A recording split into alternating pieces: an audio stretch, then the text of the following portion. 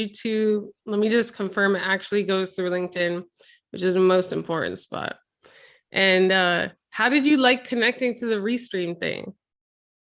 Am I actually connected on the Restream thing? I don't know if it's even working. Yeah, yeah, we're live. Check your Cool. profile. All right. I like Let's doing this stuff confirm. like in the moment. That's how you know you're comfortable with your content and the person you're actually talking to. So yeah. Exactly. All right, this is Okay, working. cool. All right, Solid. so we are Let's do this. live. Yeah, that's cool, Yeah. right? So Yeah. that's why when I saw that you had StreamYard, I'm like, no, get Restream because um now like now Terry and I are live on LinkedIn on both of our channels, which is really cool. And we're live on Instagram here. So um this it's so weird interviewing you because the last two times that we've been on an interview, you've interviewed me. So it's like the roles have changed a little bit. Um and I appreciate those opportunities so much. But introduce yourself a little bit, Terry. I know that some people know you in my network on LinkedIn, but I think that this topic is such a hot topic. It's something that you've done successfully. It's something that you've helped other people do successfully. So kind of introduce yourself to the point to where you got into consulting. Yeah, sure thing. So my name's Terry Rice, and I'm a business development consultant. But for the first 10 years of my career, I worked in corporate. I worked at Facebook, I worked at Adobe, primarily helping emerging and enterprise level companies use digital marketing to grow. And Mhm. that's like the career that maybe I thought I wanted after I got out of business school. Like it seemed like, oh, this is cool. It's going to look good on the outside. But on the inside, I was a bit miserable and also A bit guilty or a because lot? I mean, I was getting paid well, so I wouldn't say a lot. Like Okay. there's worse things out You're there. like the misery is balanced with the paycheck. They call it the golden handcuffs. That's what they call Yeah. it, the golden handcuffs, where you make it just enough to like not actually do anything about it. But I looked around and I realized I didn't want my boss's job. I didn't want their boss's job. I didn't want to extend whatsoever in any of these organizations. But the guilt comes from the fact that you are getting rewarded well. You know, it's like, hey, there's free lunch, free dinner, great snacks, cool hat, all this other stuff. But I think some people get that 10-year itch where they're like, you know what? There's just something else that I want to do, and this ain't it. And I think 2020 accelerated people arriving at that this ain't it moment quite often. So I'm glad to be able to share my experience with people. But yeah, in 2015, I was like, this ain't it. I want to do something else, which was consulting. But the problem is, I was good at what I did, meaning digital marketing, but I was Mhm. horrible at actually running a business. Right. So all this talent, no process, no like direction, So nothing. how did you decide to leave? Did you and let's talk about it. Like, did you have kids at the time? You're married, you have kids already? Yes. All that stuff. I had a kid on the way, Okay. and it was So tough. yeah, that's Yeah, a serious time. You're making this transition with the kid on the way. yeah, but it was tough for me to get home before 7 o'clock. Like every day, it was so hard to get home before 7 o'clock, and I'm like, heck, if I have a kid, she's gonna be calling me Terry instead of a dad. So I was Mhm. like, if I'm gonna make a change, I got to do it now because of the newborn. It's even harder to make any kind of drastic change. And I've known from experience that when I get comfortable, I just don't make changes. So I was like, Right. it has to happen. And I was able to front load myself with a few clients initially. So I knew I'd be okay enough for the first probably a few months, probably should have been longer. But that was the drive is to be able to be a more present parent and husband, to be honest, because one challenge with working at Facebook is your whole life is just posted on Facebook. It's like, hey, we're at this dinner. Now we're at this dinner. Now we're getting Mhm. drinks. And I would come home smelling like fun and good times. And my wife's like, dude, like, And your wife's like like giving you a dirty look. like she saw everything on Facebook. She's like, what the hell, dude? Like you're just chilling. So yeah, it was not a good look. Yeah, no, you're like, I had to deal with a lot of dirty looks. Yeah. Yeah. But so how did you okay, so let's even talk about how you got your first consulting client because there's so many like it's incredible to me. I talk with so many executives and they just it's almost like this magical thing where all of their skills they believe will disappear the second they try to apply them outside of where they work, right? And so many of them even have a difficulty finding their first client in consulting while they're at the job so that they could actually, have a seamless transition. So how did you get your first clients while you were working there? Not seamless, I'll tell you that. And a lot of the stories that I tell are about, hey, I messed this up. Here's how you can avoid all that confusion and go a bit faster in your success. But the way that I got my first client was just by asking around my network, saying, Okay. hey, because actually when I was at Facebook, I was not allowed to touch any Facebook accounts. I was not allowed to Right. manage any. That's just the rule. Right. But I just asked around and said, hey, do you know someone who might want this kind of service for their business, primarily e-commerce?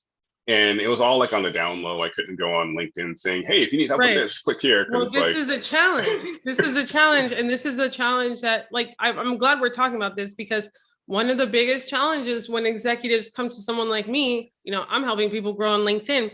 They're like, I can't post on LinkedIn, right? My boss is yeah, going to see me. And how can I promote my coaching business? How can I promote my consulting business when my boss is watching my LinkedIn like a hawk, right?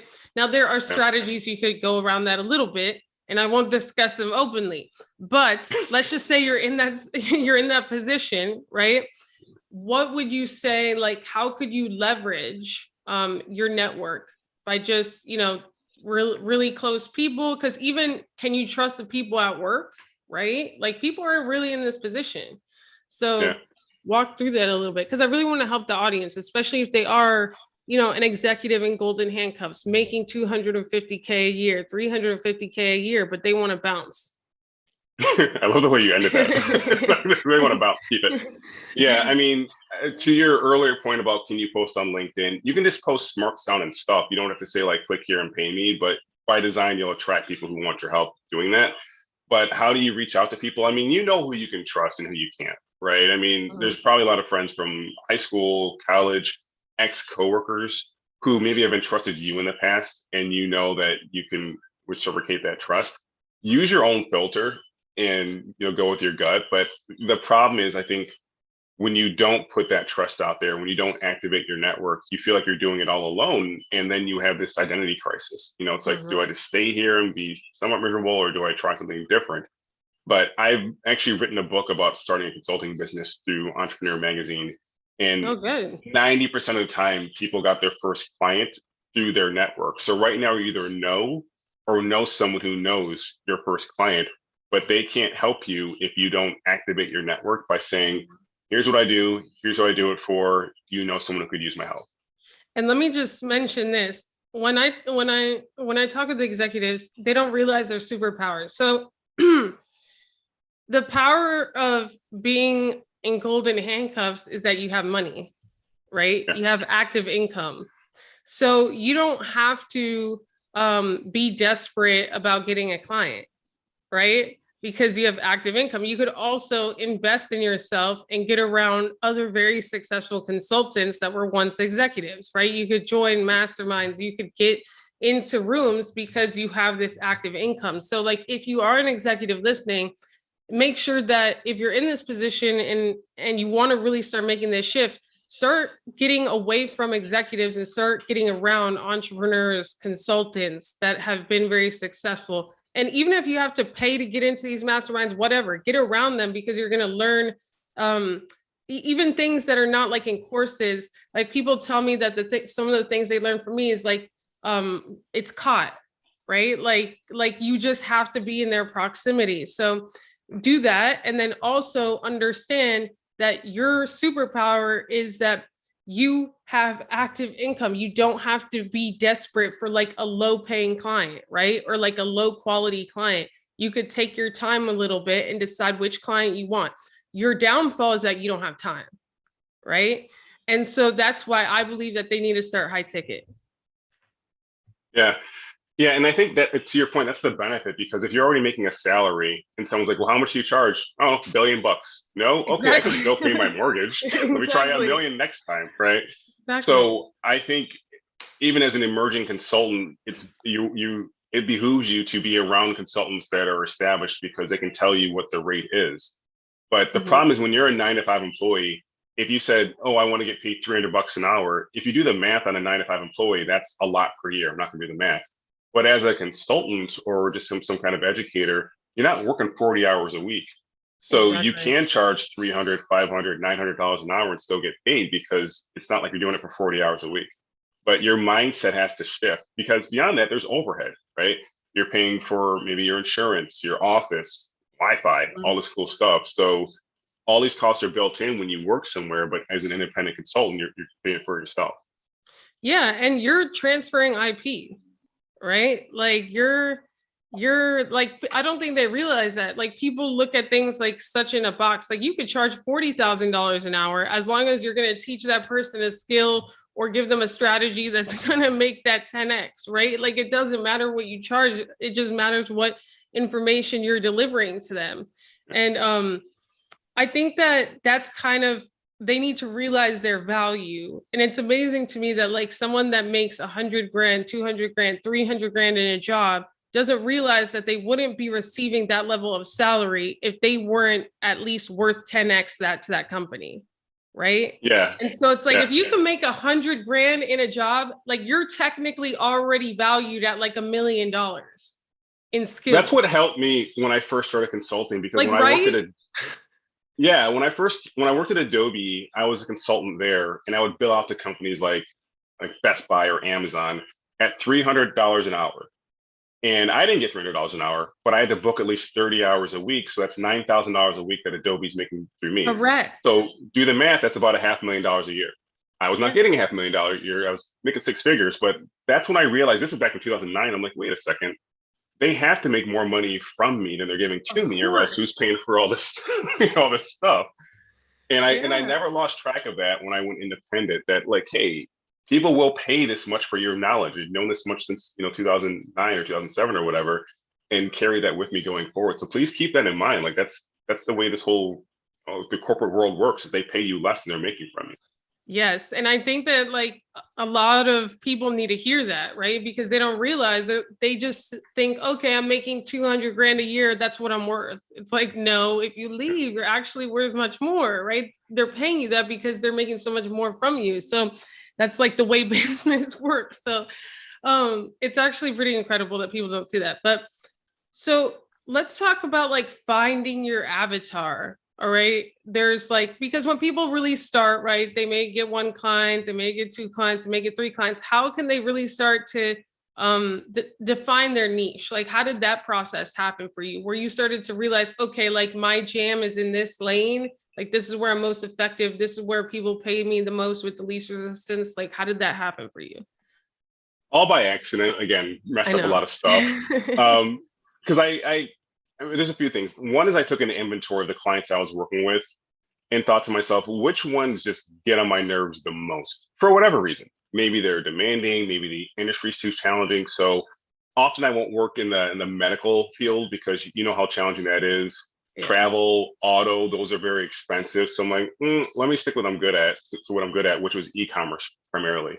But there's a real simple formula for, if you're just starting out as a going corporate to consultant, you can use to determine your audience and your offering.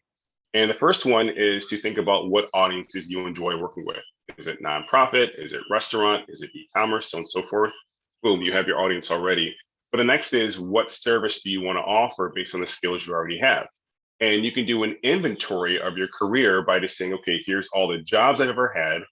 Here's the associated skills. And then assign them to categories. And I'm lifting this from The Big Leap by Gay Hendricks. There's 4 zones of competence. Mm-hmm. The first zone is a zone of incompetence. Things you're bad at, don't like, never want to do them again. So don't choose that.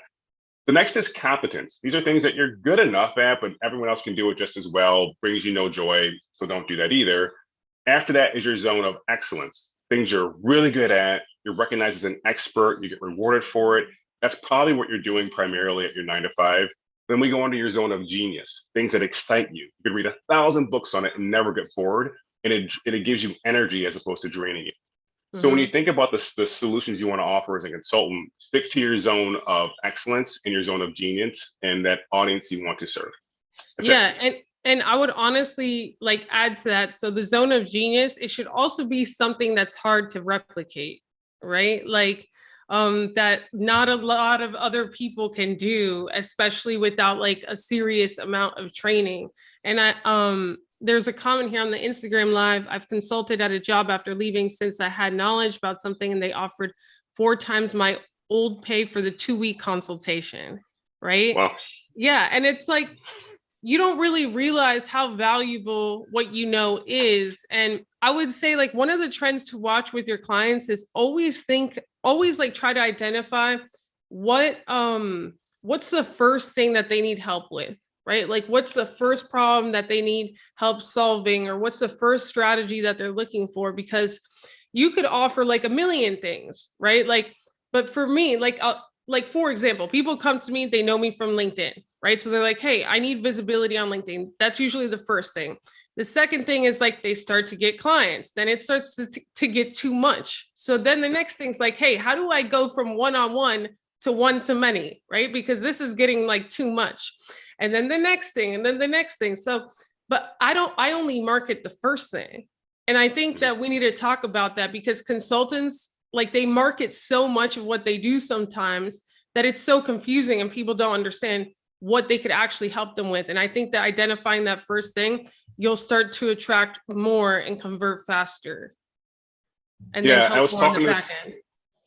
I agree, and I was talking to this guy, Brian Cristiano. He's the CEO of Bold Worldwide, which is an agency here in New York City, and he uses what's called the wedge strategy, which also McKinsey uses, the consulting firm. Yeah, And the they're wedge huge. strategy is you lead with one simple offer. We Exactly. will audit your processes and give you tips on how to improve them, whatever it is, right? They're not going to implement them, Mhm. just audit and tips. But from that wedge in that audit, they're like, okay, here's all the stuff you can do. If you wanted to hire us for any of these things, cool, here you go. But they're generating revenue from that audit. And I think where too many consultants sell themselves short is they'll do all this research analysis and say, here's how I can help you. Now, will you please pay me? Whereas with the wedge strategy, you get paid just for that. You can do Exactly. nothing whatsoever and you still made bank because you're still asking powerful questions that reveal blind spots and opportunities. If they want to use you to implement the solutions, cool. If not, be on your merry way, and I'll talk to you next quarter. We'll do another audit. So it's that Yeah. simple to get started. No, and like this is super important. Like I hope that people are listening, because especially on social media, people are bombarded every day with so many posts. Like they're gonna think of it like that like Velcro stuff that You sticks always like have like the best examples of stuff. So like think of it like, you ever ride a tricycle down a hill and but like where the tennis ball like connects to the Velcro yeah, thing. So yeah. like think of it like that. You only have like one chance to have like one association to your brand, right? And so you want to have that Velcro stick to like that first problem, because it usually compounds everything else that you could help them develop on the back end.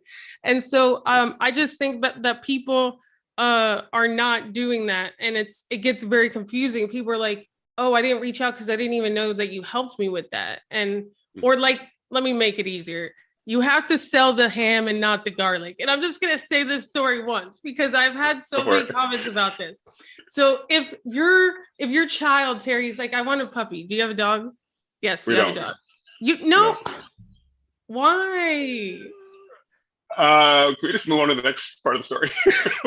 Listen, I got 4 kids. I don't have room for a dog too, right? Okay, you Like, know what? That's no gonna dogs, be no a fish, no plant. 2022 thing to get Yeah. Terry a puppy. But anyway, so let's say his kids beg him for a puppy, right? And he's like, okay, fine, I give it. It's 4 against 1 here, and then Yeah. he's like, okay, then the puppy gets fleas. All right, the puppy gets fleas, and That's Terry's why like, they oh don't my have a god, dog. So that's why yes. I can't even like wrap my head around this. But go ahead. So then let's say your wife, right? She's like, okay, to your kids, you got to give the puppy garlic to get rid of the fleas. All right. So then the kids come back to your wife and they're like, it's not working. The dog will not eat the garlic. And then your wife says, because you have to wrap it in ham. Right. And I feel like a lot of consultants, they're trying to sell garlic, right? They're Mm. trying to sell the real solutions, the real hard work, the real whatever on the front, when people need that first point of contact, which is the ham. Right. And that's the That best makes way I could put sense. it. No, that was good. I'm glad I hung in there. But and yeah, and that's the problem because sometimes a client will come to you with a problem. And that problem is actually a symptom of a much larger problem. But if you just vomit out that stuff, they're like, dude, I just want to get more likes on Instagram. Like, I don't know Exactly. what you're talking about. Like, just like, how do I get that blue check mark? That's all I want, right? And so Yeah. you have to kind of meet them That where would they're be the at. ham. That would be the There you ham. That's And the they're ham. like, you have to verify, you have to get on all of these podcasts, you have to get these articles. And they're like, I just want a blue check mark. Yeah. And like that's the thing. It's like people will often want to pursue significance, not realizing they have to do significant things to achieve that. And Exactly. if you're trying to take these shortcuts, it's like, okay, maybe you'll get your blue check mark, but you still have no whole business, so Hmm. it's not gonna help you. Yeah, and the way that you really, so let's also like draw the line, because I know this is a huge thing, is what in your own words is the difference between a consultant and a coach, right? I think that I know that we believe that many people understand this difference, but you would be surprised. So what would you say in your own words is the difference? I'll try to make it succinct. So a consultant is a subject matter expert that will seek to understand your challenges and then prescribe a solution. So step one, step two, step three. Whereas a coach is skilled at understanding your problems, but asking questions that pull the answers out of you. Therefore, you're empowered even more going forward to continue solving these challenges. Mm-hmm. Mm-hmm. Did I So pass or I don't know because you look no, vaguely no, it is. interested. No, it is. So just I want them to understand. So like as a when you're a consultant, you're not necessarily going along the journey and keeping them accountable to do whatever it is that you just consulted them to do. Sometimes it depends. It depends. There are consulting agencies now that do have like an implementation ride along kind of strategy. But most of them don't. It's kind of like, here's the prescription for your specific problem. Hasta la pasta. Thank you so much. You know what I mean? But a coach will help the person develop the skills to solve the problem themselves. Like you're not giving them like the blueprint. You're like helping them go through self-discovery so that they could figure it out themselves. It's a very different experience. And I think that a lot of people think that they're coaches when they're really consultants and vice versa. I'd agree, and I think the best coaches and best coach consultants realize you can borrow from the other discipline because Mhm. I can be a life coach and say, okay, Shanae, what do you think you should do? But if you're taking forever, I'm like, look, just do this, and then Yeah, we'll I talk about it know. next week. Like that's the Otherwise, thing. Like a coach will be like, okay, let's talk about this a little bit. Like a consultant's gonna be like, okay, listen, here is exactly what you need to do to fix your yeah. problem. Like goodbye. You know? But then at the same time, a good consultant will have the soft skills to say, okay, so I have some ideas for this, but I don't want to level set and see what you were thinking we should do to solve this too. Good idea, bad idea, really bad idea. Okay, here's what we're gonna do. But you know what I mean? Like, because Mhm. those soft skills are needed. I mean, in the future and today. But if you don't have them, then you're just more or less a robot telling people what to do. Yeah, and Instagram is saying like, say that again, Terry. Like, I don't know, they're applauding us here. So, and Instagram has any, if you all have any questions here, then drop them in the chat.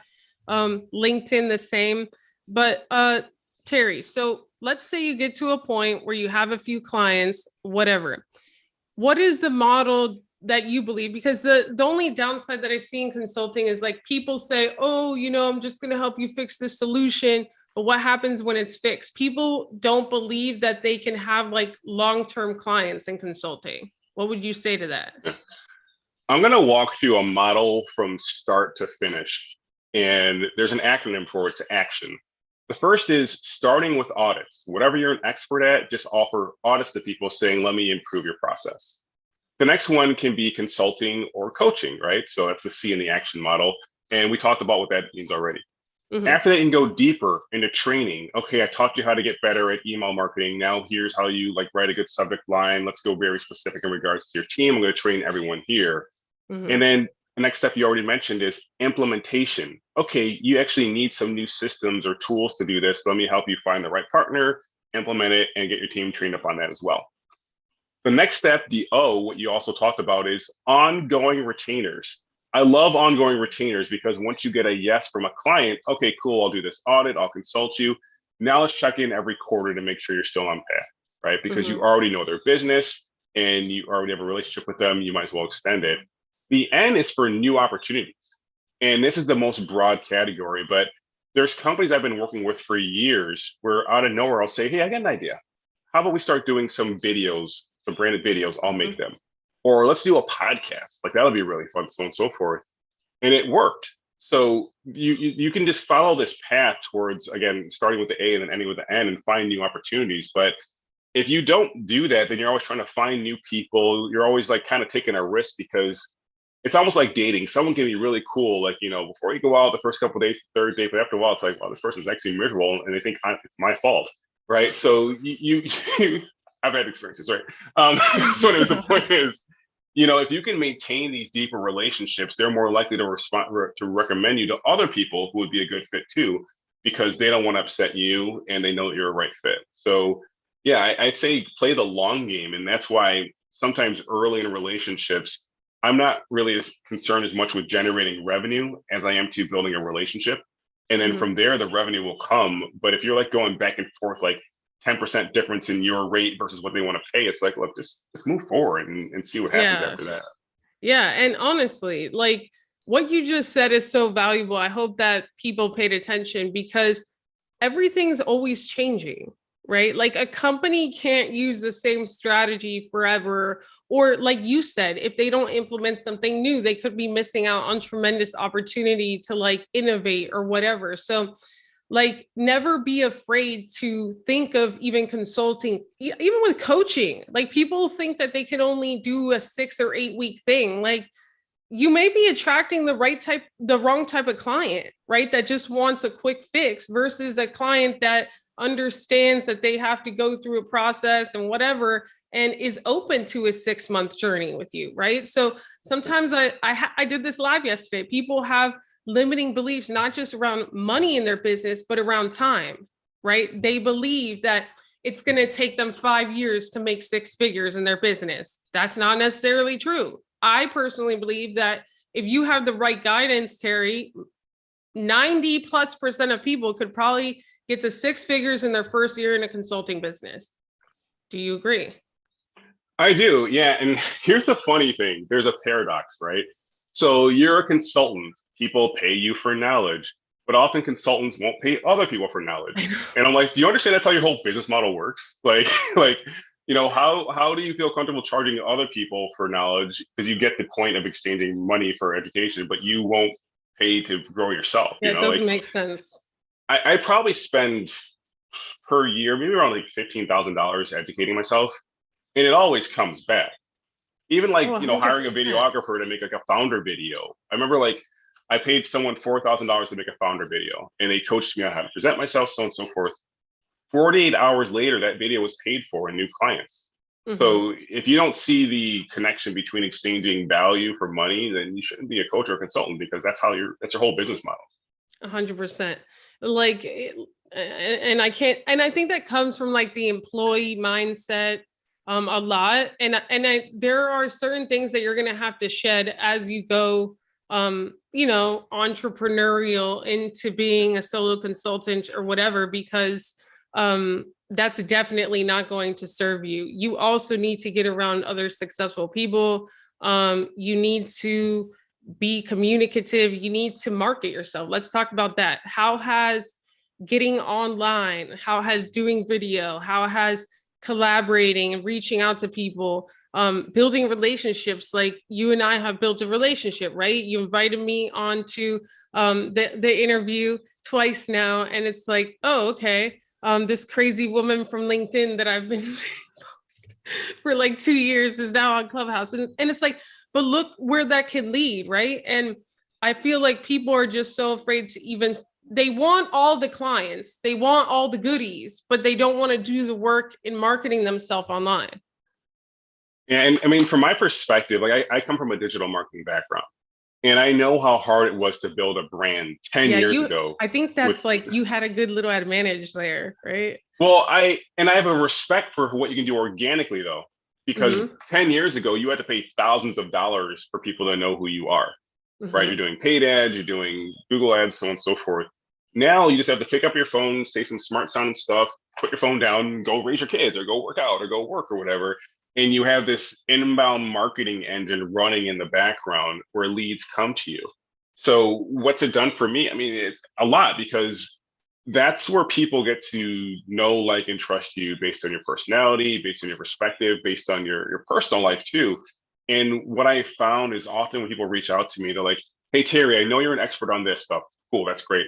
What I really like about you is this, though, because honestly, a lot of stuff that I feel at least I'm doing is not that unique. That's just me putting it out there. You could probably get the same information from like 10, 20 other coaches that you find on LinkedIn, probably more.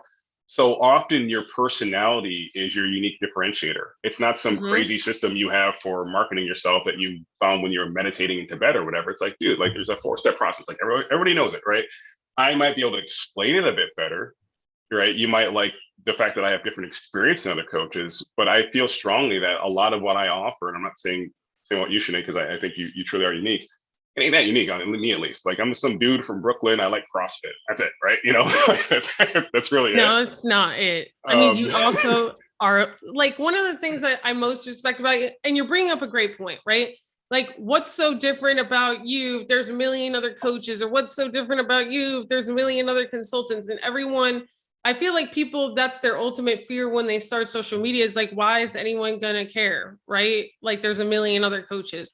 But you have to understand that consulting and coaching as the receiver is an experience, right? Like even the way that you communicate, even how comfortable you feel when you get on a Zoom with someone is all part of the experience. And like I really understand why people gravitate towards you, Terry, especially if they have family, right? Especially if they value family, because one of the biggest things that I respect about you is that you truly know who you are and what you want, because there's so many entrepreneurs, consultants, coaches out here that they are like, oh, I want to build a huge team, I want to build the next Facebook, like whatever. And when deep down they don't want that, they just want to make 500 grand a year as a solopreneur or as a consultant or as a coach and spend as much time as possible with their family. And you have found, like you are proud of that, right? Like you're like, hey, I could be a solo 7-figure earner and still spend as much time with my kids as possible. And that's like a superpower. yeah, that's the you mentioned the superpower. That's why I think being a parent is a disadvantage, but it also turns into an unfair advantage Mm-hmm. because you're so time constrained. You every moment has to have an impact because you know the clock's ticking. You got to pick your kids up soon, or you know whatever it is. And Exactly. that was a turning point for me. It was really beneficial during 2020 when all my kids were home from school and daycare. I got like they were all at 3 at that time. I have 4 now, but they're just all home every day, wanting snacks, all this stuff. I'm like, God, it's crazy. And And all your back then, kids are gorgeous. Like, by the well, way, like if you all don't know, like you need to go to his Instagram because you don't really share them on LinkedIn like that, but your kids are just gorgeous. yeah, well, I'll thank my wife for that later. But yeah, I mean, it was like under all these crazy constraints, and I was doing independent consulting back then, meaning like one-on-one Mm-hmm. stuff. And the smartest thing I ever did, and I think everyone should consider this too, is I created an online course to document all my core content. So step one, step two, step three, step four. I sell that independently, but also what I did was started a group coaching program. And I said, hey, everyone, we're in this program. We're going to meet Tuesday and Thursday at 3 p.m. Watch this video before Tuesday, and then we'll talk more about it Thursday. But you cover all the basic stuff in the video. And then I was able to Mm-hmm. have deeper conversations with more people in a shorter period of time. So my income Right. actually doubled just doing that. I But to love do that. that, there was sacrifice. I actually stopped taking on clients for 2 months in 2020. Oh yeah. Oh So yeah. height of the pandemic, no one knows what the hell is going on. And I was like, this It stuff's not sounds like going anywhere me. anytime soon. Yeah, yeah, and I want to hear more about your story too because I think it's a good time to juxtapose. But I was like, look, this ain't going to get better anytime soon.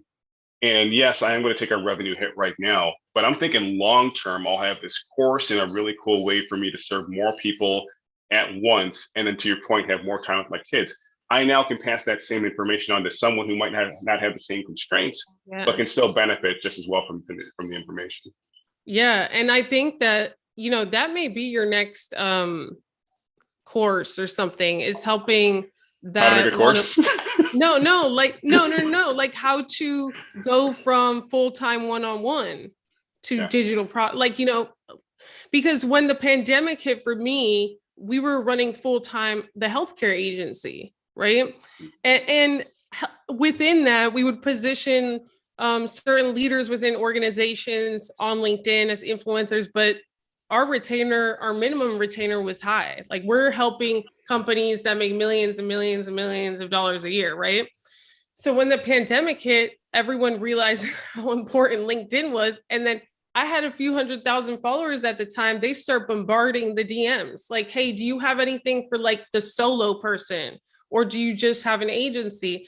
And I'm like, I don't have anything like for an individual that's not like a high retainer, right? And after like the 200th message, I was like, Courtney, we need to do something because like, how is their business going to survive? Right? Like if they don't know how to use this platform and we don't have anything. So that's when I launched Growth Academy. Like I started, and like you said, I had to really sit there and decide. And I told Courtney, I said, listen, we're going to stop taking one-on-one clients. It was a hit, obviously, because you're, you know, the retainer clients for an agency, they're paying you a lot of money. And obviously it was a risk too. And I was like, you're going to stay in the healthcare agency. And this is like from one day to another. She's like, are you sure? And I'm like, I'm going to go into the wild and figure this e-learning thing out and create Growth Academy. And then we launched in September. And then, you know, like it's worked out, obviously, right? A year and change later. But you have to decide. And I feel like so many people don't take that leap. Like I knew the risk, but I also knew, okay, like I have to try it. People need it. Like I saw the huge need. Like I was like, really, honestly, like they need this, right? And then I was like, what's the worst thing that can happen? I fail at this. I know how to run an agency. Like I'll just go back and full down on the agency. So it was a risk, but there are certain decisions in your life that you're going to want to lean in on, right? And go all in on. And it's honestly, it's been the best business decision I've ever made because now we have something that's scalable. And I think that is what buys you time back too, you know? Yeah, I'd agree. And let's talk about risk some more because yeah, so many people are risk averse for whatever reason. But if you think of that action as an experiment, as opposed to something that has to work or you're in trouble, you'll learn to see failure, I'm using air quotes, as data, not as a setback. And when you have those setbacks, I think the recovery period, however long it takes you, that's the gap between success and just staying stagnant. If you can just quickly say, okay, that didn't work and move forward, you're in a good spot. And those risks are often involved with even pitching yourself. When someone's like, hey, you know, what are your rates? I always say charge whatever amount you're afraid of and then add 20%. And I've done that still even recently, and I'll accept it. I'm like, well, damn, I should have been more afraid because I would have made more money. So yeah, just pitching yourself, your pricing, get bold with it, because normally if someone wants to work with you, they're not going to say hell no. They're going to say, I can't do that, but I can do this. And I want to highlight a really quick story about this. There was this woman I was talking to, her name's Elizabeth, and she's a mother. She was trying to write a proposal real late at night, and she meant to write, I charge $50 an hour. But she accidentally wrote $500 an hour. And the next day the client got back to her and said, look, we can't pay you $500 an hour, but we can pay you $300. So I'm like, that's a pretty good deal, right? She just that's a profitable typo. Yeah, off a typo. But it's like, imagine, like, and that's her rate now, by the way, it keeps on going up. But imagine if that typo never happened. You know how transformational that is for your family? Being able to 6x your income just because like you're retired. Forget about the family, your confidence. Like it's like like the value that you see in yourself, and then yeah, of course, the business, the family. But like, let's talk about that too, because I think it's like, I don't want to use the word disgusting, but kind of disgusting, right? That like I found out that when people get promoted, because I didn't spend a lot of time in corporate, so that's the only place where like our paths are kind of different. And I only have one child. You're a real superhero. Okay, but our daughters have the same birthday, so we got that. Yeah, that's true.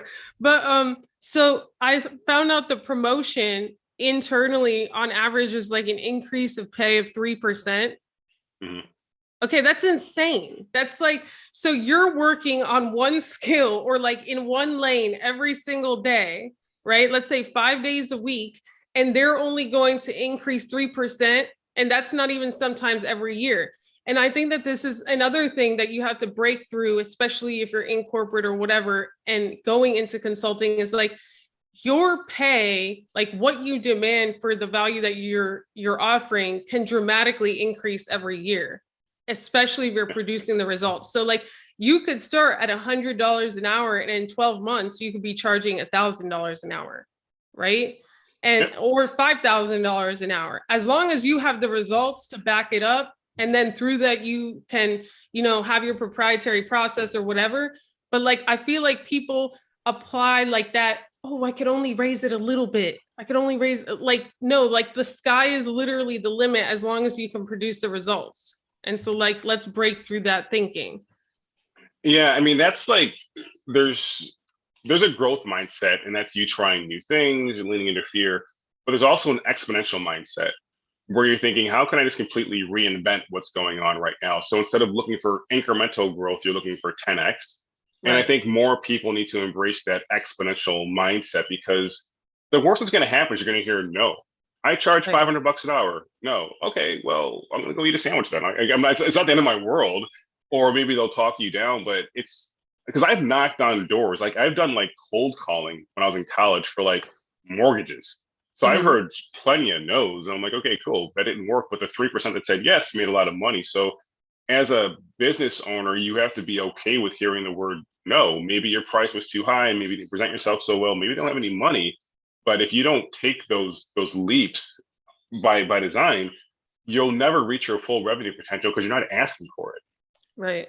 Right. And like your skills, and this is where like frequency comes in. Like in the beginning, like all of the clients that you're getting, like really try to go all in. You know what I mean? Because you don't realize like your skills are compounding in the process. And like with every compound, like you're able to charge more and more, and like your value increases. But what I see is like people want to increase their price without increasing their skills and their value. And then that turns into a disaster because they don't want to do the actual work and they're trying to be lazy. So, yeah, that's just what I'll say there. Well, I could say more. I mean, I don't know. I mean, I think about it this way. You want to be just an irresistible offer for Yes. anyone that you reach out to. Like they'd be ridiculous not to say yes to this. And I'll look for like at least a 7x return on their investment if it's going to be Mhm. some kind of like one-on-one thing or corporate thing, right? But to your point, like if you're not getting any better, but you're just increasing your rates because like, oh, this guy in a webinar said to do it, like, yeah, that's not a good look. You should be getting better. Your processes, your onboarding, your deliverables, the knowledge you have about your industry. And I think we should step aside for a minute, because often people work too much in their business, like the nitty gritty stuff, and not enough on their business. So they're Mhm. not learning new skills, new processes, looking at what competitors are doing. Therefore, they're not growing. So if you don't set aside, let's say 20% of time to work on your business, not just in your business, you haven't grown, right? Maybe Mhm. you have more clients and like things are going well enough, but you haven't evolved as a person or as a professional, and that's going to be to your detriment. Mhm. Yeah, it's 100% true. And like I think that consultants, especially once they get to a point where they're making like 40-ish, 30-ish K a month, like it's okay to start bringing like other people, especially for like the little tasks, like the meetings and stuff. And that's where another skill set, like you need to develop all of these skills, because now you need to put a process in place, even for a VA. Like you can't bring on a VA and then they're like, what do I do? Like, Right. how do I respond to these emails? Which emails should I respond to? If you don't have like real laid out processes for them for every like scenario possible almost, then you're going to be like micromanaging, and like they're just going to be forwarding you emails like, how do I respond? And you're going to be reacting to that too, right? Like on a day to day, hour to hour. So I think that like admitting when you need to start bringing on people, even if it's just one VA, right? Collaborating, learning from other people's mistakes, like we've been saying. And as you grow your business, it's not like, oh, okay, well, I went to that one mastermind a while ago. Like you need to continue to be around people to continue to level up. What do you have to say about that, Terry? Two things. One is, even if you're going to these masterminds, reading these books, watching webinars, and you're not learning anything new, that's still good because you're like, okay, cool, I'm not missing anything. You know what I mean? Like Mm-hmm. it reinforces Mm-hmm. the fact that you actually are an expert. But taking it back to getting a VA and getting help, sometimes we're too busy to be efficient. And by that, I mean, we're too busy to document processes to train someone. So like, oh, forget it, I'll just do it myself. And that's why you're not growing. Another thing is we don't trust people enough sometimes. So like, oh, they're gonna mess it up, or I have to micromanage. So the more you're gonna increase your trust and willingness to teach people new things, which as a consultant you should be pretty comfortable with, the more you'll grow.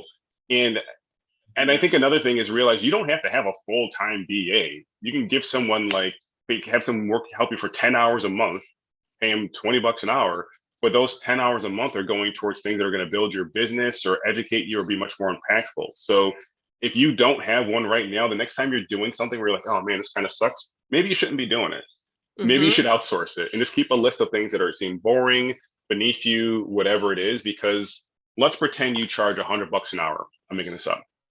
Anytime you're doing something you would not pay someone $100 an hour for, you should be outsourcing it. Absolutely. Because even if you pay them $50, you're still making money, right? So Yeah, that's the way to think about it. Just get these things off your plate. and like let's talk about, addressing the parents now. I was on a coaching thing with a client, and she's getting to that point in her business where it's time to scale. But she also has two kids at home, right? And they're both under 5. So now it's time to invest in a nanny, right? And it's like I could feel like the resistance, but like you don't understand how much not having a nanny is costing you, right? Because of just every single interruption. One of the biggest things that I did, and I think that this is so important because I see this mistake that coaches and consultants, they have like chaos around wherever they're working or their family's home or whatever, and they don't have a schedule, they don't have like boundaries, and then they go from chaos to just getting on a call, and then they think that they can deliver like the best possible advice or strategy to that client. It's like, no, you have to, if you're going to go from like consultant to CEO really of your business, like there has to be a shift. So for every single interruption that you have, like even if it's your kid at the door, right? Or your partner or whatever, it takes you about like 42 minutes, I believe. It's around there. It's between 30 to 40 minutes to get back in flow, right? And to get back focused. So they just costed you an hour. All right. Yep. And so you have to have rules like, hey, this is like, do not knock on the door. Like this is everyone's schedule within the household. We're going to invest in a nanny because that $800 a week that you pay for a nanny, you can make 5,000, right? Or you could create a course that could go on and make 100 grand or 200 grand or 300 grand for your business. So I think that people are like trying to like save a dime and they're costing themselves hundreds of thousands of dollars because of it. Talk about it. Yeah, we don't have a nanny. My kids are in school / daycare, but I have thought about having someone just pick them up and drop them off at school. Because again, like just that, call it a half an hour, 45 minutes or so that takes this time. And then the guilt comes in. It's like, oh, but you're on Instagram acting like you're dad of the year, but you only want to walk across, the street to drop your kids off. So we don't do that. I think there's an opportunity perhaps down the road too. But I think with boundaries, there's, it's like, sometimes my kids are homesick or their schools closed down for some holiday that, existed. The best piece of advice I got about getting them to stop interrupting is to let them do a fun task, like have them do like a puzzle or play with blocks, but then keep on interrupting them. Keep on interrupting the whole time. Oh, yeah. And say, well, look, that's how mom feels. That's how dad feels when I'm trying to work.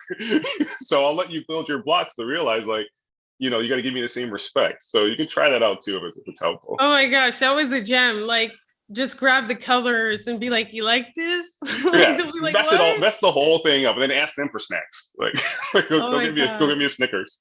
Yeah, and it's funny. I mean, listen, it's a learning process, but I think that like you should start to think in that direction, right? And like my client has more younger kids. They're not in school yet, right? So if they're in school, it's a little bit different.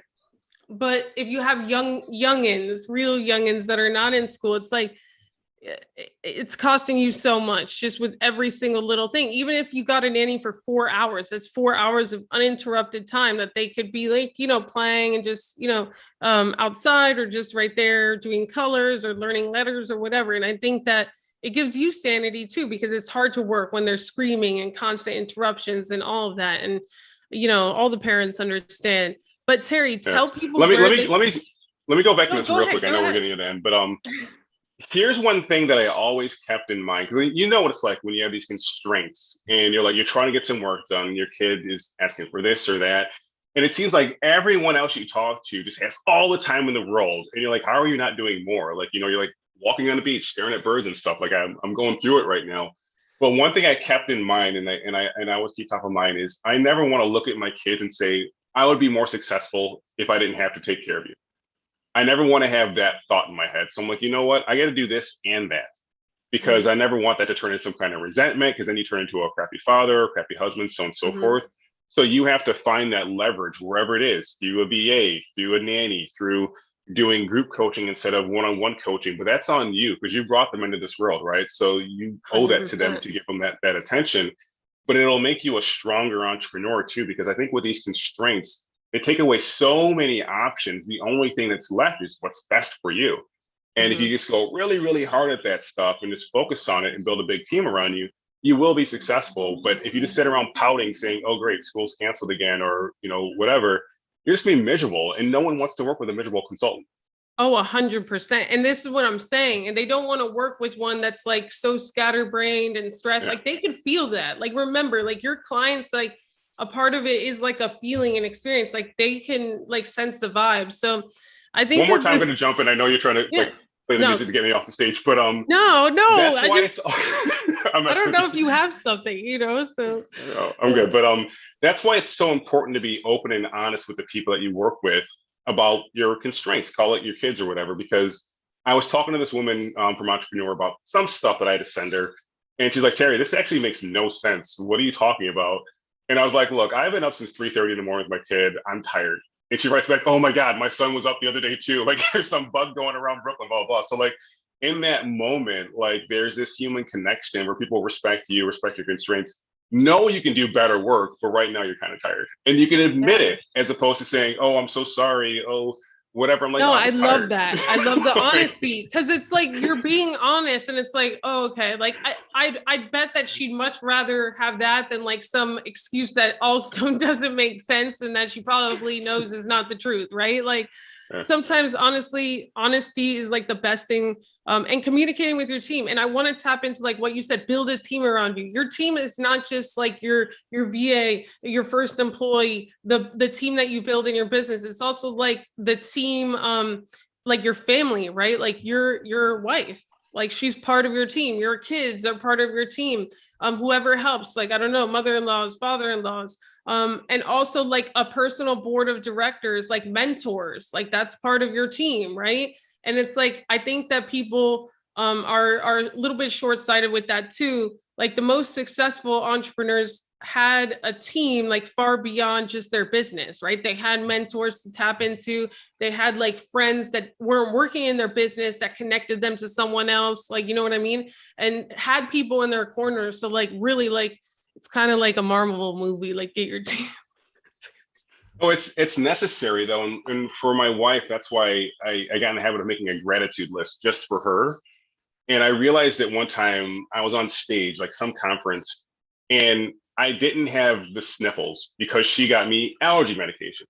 So right now, when on this stage, I think it was at Amazon, all these people are there, there's all these cameras, and like, "Oh, this guy's great." I'm like, I'm only great because my wife went to Dwayne Reed and got me allergy medication. Otherwise, you would say this guy is horrible and I don't want to be Exactly. near him because he looks like he's sick or whatever. So I think if you literally just write down those gratitude notes or journal and just send it to people without asking for anything in return, you'll realize, wow, I am who I am because of the support that I have. Now, how can I do the same for other people? Because the three most powerful things you can share with your network are your knowledge, your network, and your willingness to help. So if Mhm. you can do so, you're going to build a great community, not just of BAs and employees and business partners or whatever, but it's a strong community that wants to see you win and will pass along the information and support you to do so. Yeah, I love that. And like we'll have to have a part two to this interview because I know you mentioned Amazon and I know that you've had so many opportunities to speak, at different events. You're like, you're a professional speaker, keynote speaker, you write for Entrepreneur, right?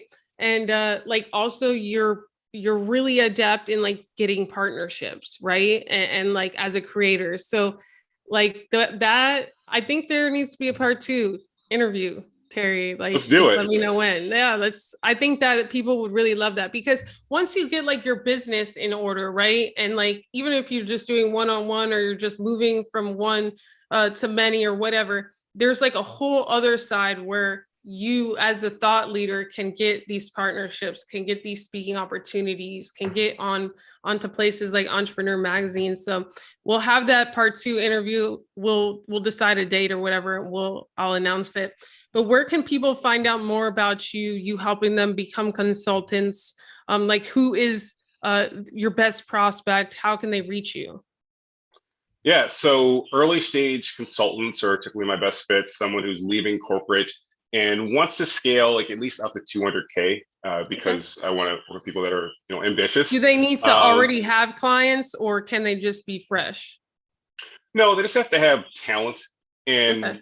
you decide what talent is, right? And I think part of it is pulling that out of your story and saying, look, you might not know that you have these skills, but they're very valuable, and here's why. So that's who I help, and I have an online course you can take. I also have a podcast coming out to Entrepreneur Magazine next month, Okay. so that'll be a lot of fun. And you can follow me on social at It's Terry Rice, and then my website's terryrice.co, not .com. Some photographer in Indiana has the .com. But if you want photos, go there. Okay, that's awesome. And then I'm also going to obviously tag your LinkedIn. So reach out to Terry, connect with him on LinkedIn, network with him. He's a phenomenal person. You're a phenomenal father and a great friend, Terry. So we'll definitely be back with a second part interview of this. And thank you so much for your time. God bless you. Thank you.